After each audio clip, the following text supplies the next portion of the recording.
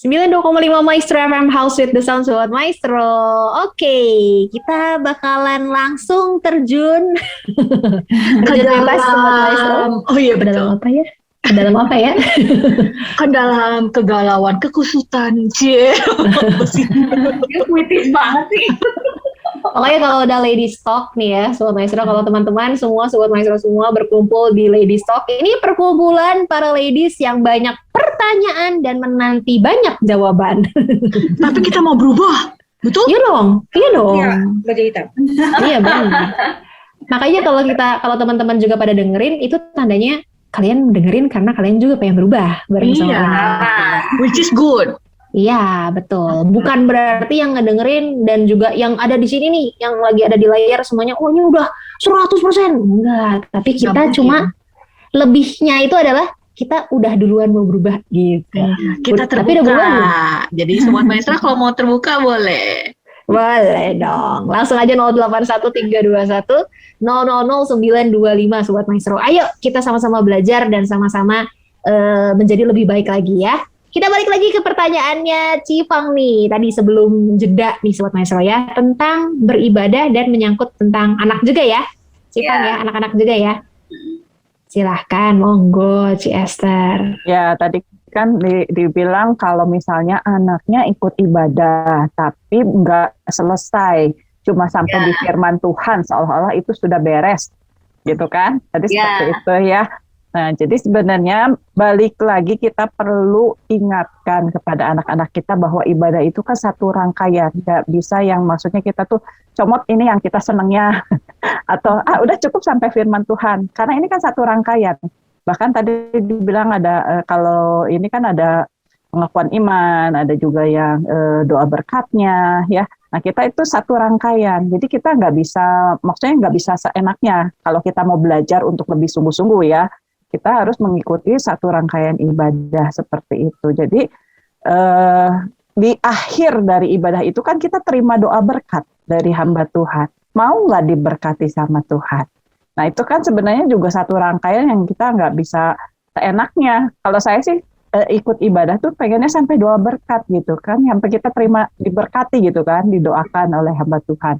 Seperti itu. Jadi kalau misalnya anak-anak seperti itu, masalah di dalam anak-anak seperti itu kita harus beri pengertian sama mereka bahwa ibadah ini ada satu rangkaian.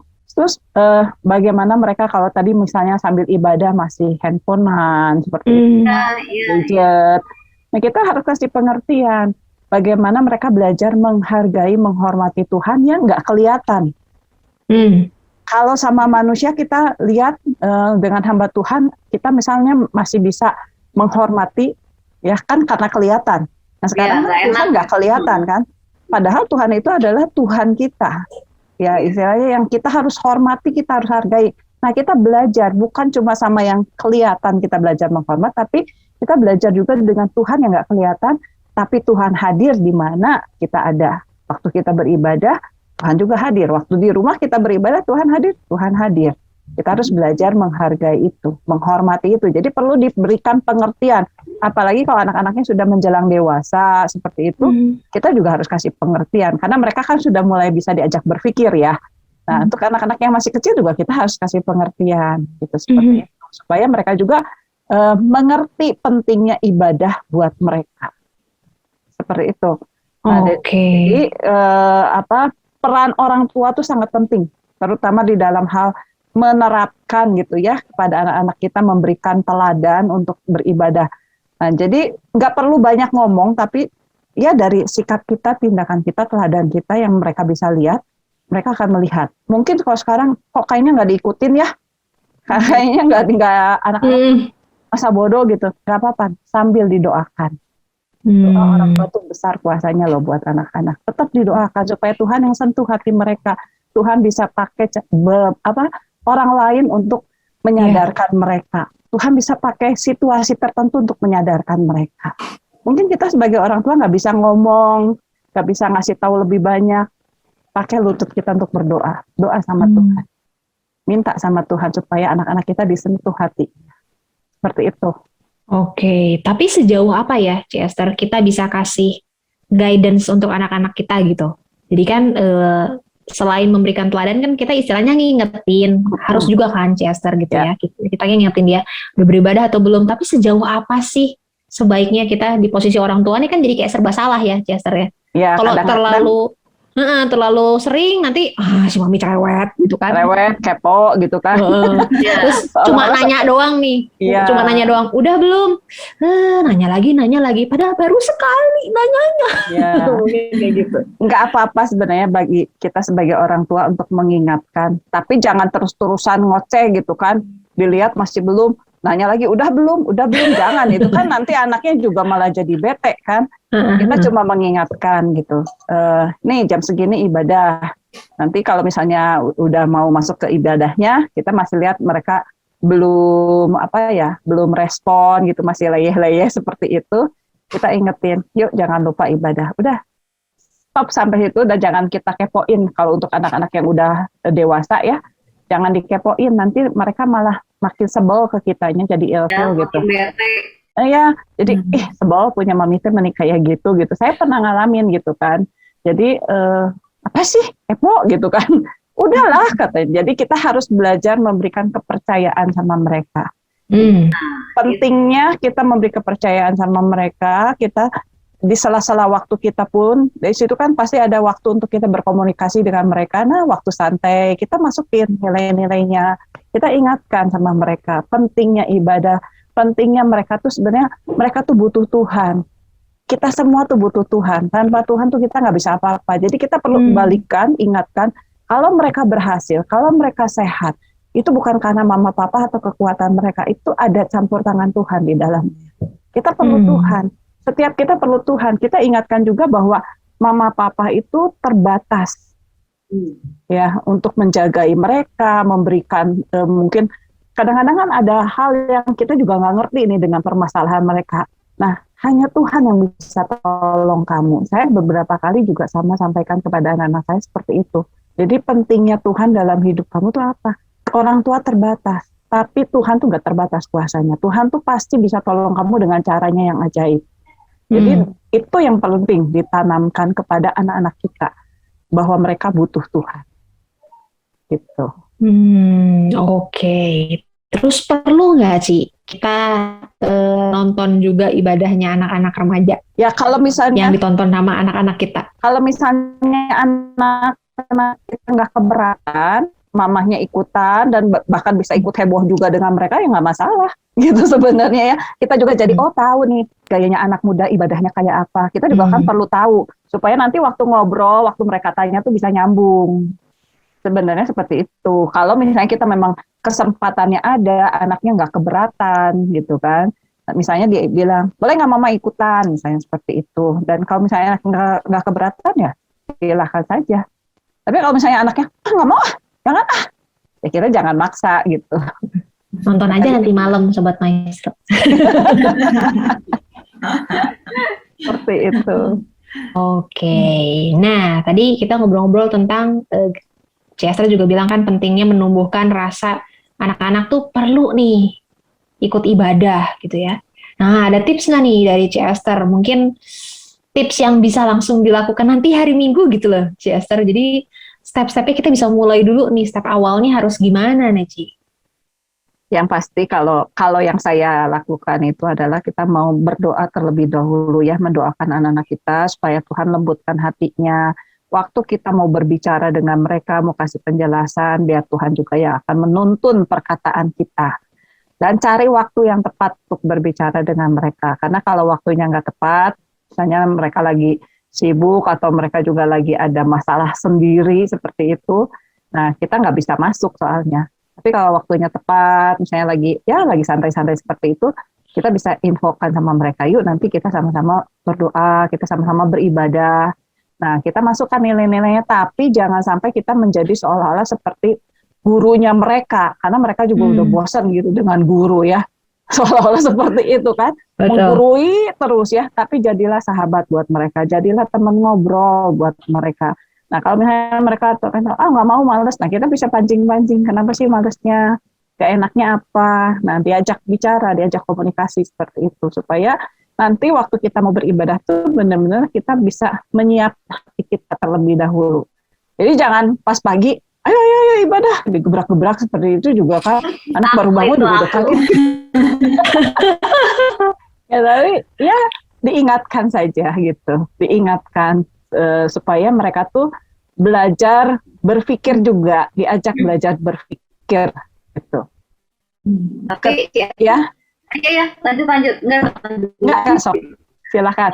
Tapi saya pengen tahu gitu, ya, ngasih apa ya maksudnya, ngasih tahu ke anak ya supaya anak-anaknya ngerti bahwa ibadah tuh satu kebutuhan gitu loh, maksudnya bukan cuma sekedar formalitas gitu. Kenapa sih lu teh butuh beribadah? Kenapa sih lu teh butuh punya hubungan intim sama Tuhan? Tapi jelasinnya gimana Ci ke anak yang kecil, ke anak yang remaja, nah kan kita anaknya ini umurnya Campur-campur. Ya, jadi jelasinnya salah satunya gini, misalnya tubuh kita itu kan diberi makan nih setiap hari, ya butuh makan, gitu seolah-olah seperti itu. Nah, rohani kita pun sama, perlu diberi masukan-masukan. Masukannya dari apa asupannya? Ya, salah satunya dari hal ibadah, dari hal persekutuan kita dengan Tuhan, misalnya lewat baca firman Tuhan. Nah, ibadah itu memang perlu, bahkan firman Tuhan itu mengatakan jelas-jelas di dalam Ibrani 10, ya ayat yang ke-25 kalau nggak salah ya, sebentar saya buka dulu. Jadi di situ dibilang jangan menjauhkan diri dari pertemuan ibadah. Udah jelas itu kan namanya perintah dari Tuhan. Nah, perintah dari Tuhan itu kan harus kita lakukan. Jadi kita tuh perlu mengingatkan mereka bahwa ibadah itu sebenarnya Tuhan yang menyuruh untuk kita ibadah. Kita bisa pakai contoh-contoh di dalam Alkitab bahwa yang namanya ibadah itu perlu. Ya, kita bisa ambil contoh-contoh tuh, banyak tokoh-tokoh di Alkitab yang bisa kita pakai bahwa mereka tuh perlu beribadah kepada Tuhan karena hanya Tuhan yang bisa menolong kita di saat-saat ada saatnya kita tuh nggak bisa apa-apa, tapi Tuhan yang bisa menolong kita. Kita perlu Tuhan. Nah, seperti itu kurang lebihnya. Jadi kita harus mengingatkan gitu ya bahwa dalam hal ibadah itu perlu dilakukan. Karena apa? Selain tubuh jasmani perlu dikasih makan, tubuh rohani pun harus dikasih makan. Supaya kita menjadi kuat. Kuat dalam hal apa? Kuat dalam iman kepada Tuhan. Nggak mudah tergoyahkan. Apalagi kalau zaman sekarang kan banyak yang mudah tergoyahkan, benar nggak? Lewat yang misalnya 999, kayak gitu lah ya. Kan gampang sekali gitu ya, banyak godaan-godaan lah ya. Khususnya untuk anak-anak muda tuh banyak sekali godaan. Waktu misalnya buka gadget aja juga kan, bisa tergoda dengan hal-hal yang yang aneh-aneh lah gitu kan. Betul. Iklan, selain iklan juga mungkin ada hal-hal yang lain, film lah seperti itu ya, yang mungkin bukan porsinya untuk mereka tonton misalnya. Ya, itu. betul. Nah, kalau ada roh Tuhan yang ada di dalam hidup kita, kalau rohani kita terawat, maka roh Tuhan yang akan mengingatkan kita bahwa itu nggak baik buat kamu. Ada remnya. Jadi memang perlu diingatkan kembali. Seperti itu, dikasih arahan lah sama anak-anak kita. Oke, dan kita perlu ngomongin ini juga ya sama mereka berarti ya. Iya. Kalau kamu mau melakukan sesuatu, terus kamu jadi deg-degan, itu mungkin udah Alarm. Udah alarm yang kuat buat kamu Nina, gitu. Kita harus ngomong gitu sebenarnya. Saya kalau yang saya lakukan kepada anak-anak ya, dulu mau kepada anak sekolah minggu maupun kepada anak sendiri, saya selalu bilang gini, sampai sekarang saya suka bilang, apa yang kamu kerjakan, apa yang kamu lakukan, ingat, mami papi mungkin bisa dibohongi oleh kalian, tetapi ada sepasang mata yang bisa melihat kamu, apa yang kamu perbuat. Jadi saya suka nyanyiin tuh lagu anak sekolah minggu, mata Tuhan melihat apa yang kita perbuat, baik yang baik, gitu kan. Tuhan tuh lihat apa yang kamu kerjakan. Di tempat tersembunyi pun Tuhan tahu apa yang kamu kerjakan. Dan jadi kita harus takut sama Tuhan. Seperti itu. Takut tuh dalam arti kata kita punya ketaatan sama Tuhan. Ketaatan kepada firman Tuhan. Seperti itu.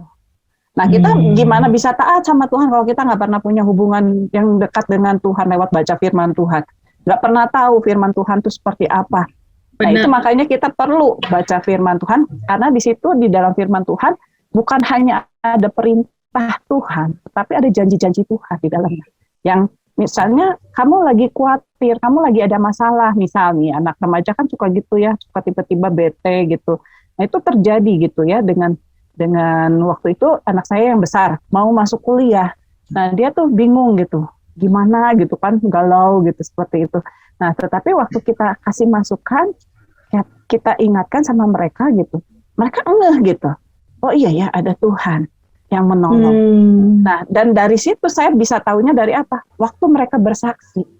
Kan karena ibadah ya, ada kadang-kadang ada ruang kesaksian, dia bersaksi, dia bercerita di tengah sedang hatinya sedang galau, dia bisa merasakan ketenangan karena ada Tuhan yang menolong. Lewat apa? Kok nggak apa ya katanya, dia bilang lewat baca firman Tuhan, kok kayaknya itu firman tuh nyentuh banget seperti itu.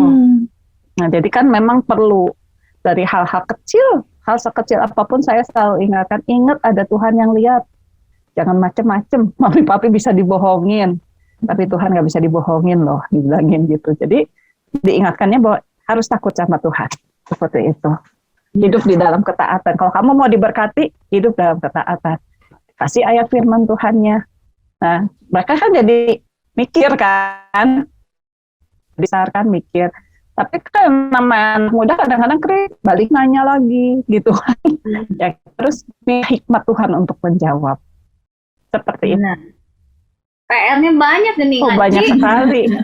Kan namanya juga proses ya, nggak bisa instan. Saya juga sampai sekarang masih proses dalam segala hal ya. Karena nggak bisa semudah membalikan keadaan. I wish. Ya.